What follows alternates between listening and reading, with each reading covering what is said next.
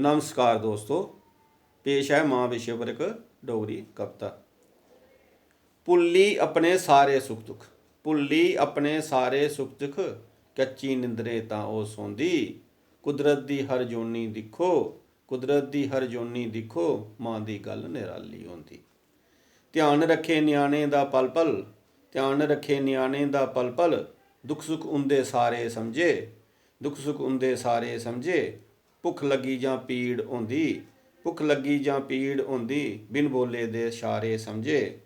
सांभी सांभी रखदी रोंदी, सांभी सांभी रखदी रोंदी, भुइयां खिलरे खेड़ खिडौने। अद्धी अद्धी रातीं जागी, अद्धी अद्धी रातीं जागी, बदले गिले होए बिछौने। गर्मी सर्दी बरखा पाला, गर्मी सर्दी बरखा पाला, सारे मौसम सारी जंदी।